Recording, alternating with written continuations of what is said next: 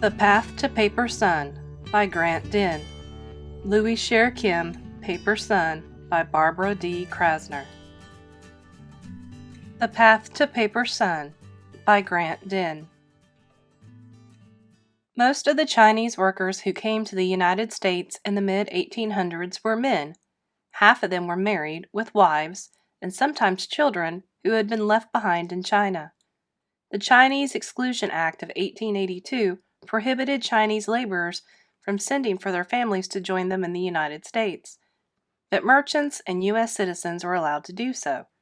So each time a member of those groups returned to China for a visit, they often reported the birth of a son or two to the immigration authorities when they came back. The claim created immigration slots, which could be used to bring another Chinese to America. In 1906, a major earthquake and fire destroyed much of San Francisco, including the city's Hall of Records. With the city's birth records destroyed, some Chinese saw an opportunity. They claimed that they had been born in San Francisco and that they had a wife and so many sons in China. Sometimes the son was truly related, and sometimes the son might be a nephew or another relative. Often, the identity was sold to an unrelated person who lived near the father's Chinese village. When a paper son bought on identity, he also purchased a coaching book or notes that provided both the questions and answers that might be asked during immigration processing. The paper son's job was to memorize the answers. Paper son documents were worth thousands of dollars. Families borrowed money to make it possible for a child to make the trip. It often took several years of hard work to repay the debt. Did you know? In 1868, the 14th Amendment to the Constitution established that anyone born in the United States is granted U.S. citizenship. In 1898, American-born Chinese Wong Kim Ark won a U.S. Supreme Court case that reaffirmed that law. After he made a trip to China, the U.S. government denied his readmission into the country. He appealed his case, and his birthright citizenship was upheld. Louie Sher Kim, Paper Sun by Barbara D. Krasner. 14-year-old Louie Sher Kim arrived at the Angel Island Immigration Station from Guangdong Province, China in 1916. He had traveled alone on a journey that took nearly a month to cross the Pacific Ocean. He had little schooling, no job skills, and no place to live, and he did not speak any English. Yet his family pinned all their hopes on him to become a success in America. His father made sure he even looked American in his passport photograph by making him wear a suit and tie. But Louie Sher Kim really had two fathers, or so it seemed. The Chinese Exclusion Act, in effect from 1882 to 1943, stopped all Chinese laborers from entering the United States. Only diplomats, merchants, students, teachers, visitors, and those claiming U.S. citizenship were able to enter from China. To get around the law, many immigrants from China claimed to be related to a merchant or a U.S. citizen, on paper only. Louie Sher Kim, age 14. Louie Sher Zhong, paper father to Sher Kim.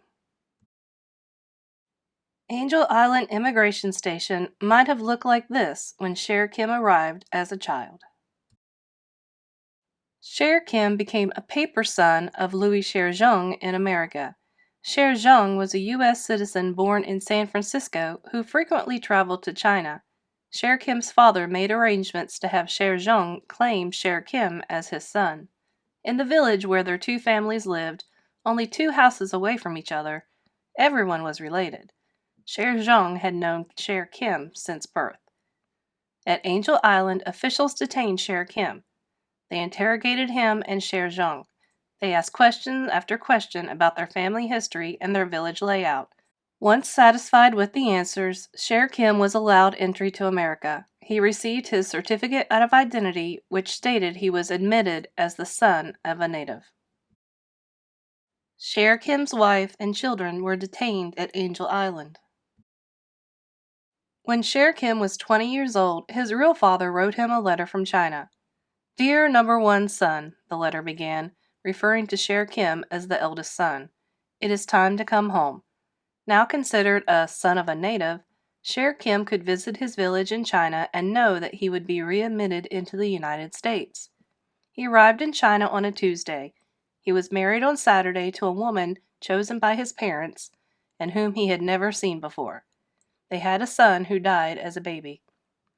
Sher Kim returned to America to work. In 1924 and in 1929, he returned to China to visit his village and see his wife. They had 2 children, Wanda and Sherman. After each visit, Sher Kim returned to the United States to work. In 1935, he decided to bring his family to America. He and his wife offered a 12-year-old boy in the village the opportunity to go with them. They gave the boy the name John. John became their paper son. Sher Kim knew there would be another interrogation. Officials detained and questioned all new immigrants. He put together a book for his wife so they could coordinate their stories and make certain that they gave the same answers during questioning. The coaching book contained information about names and birth dates of all family members, the location of the home village and its environment, dates of Sher Kim's travels to China, and more. Any wrong answers could lead to deportation. As expected, Sher Kim's wife and children were detained at Angel Island. Officials questioned each member of the family, even 6-year-old Sherman, and they brought Sher Kim in a second time for questioning.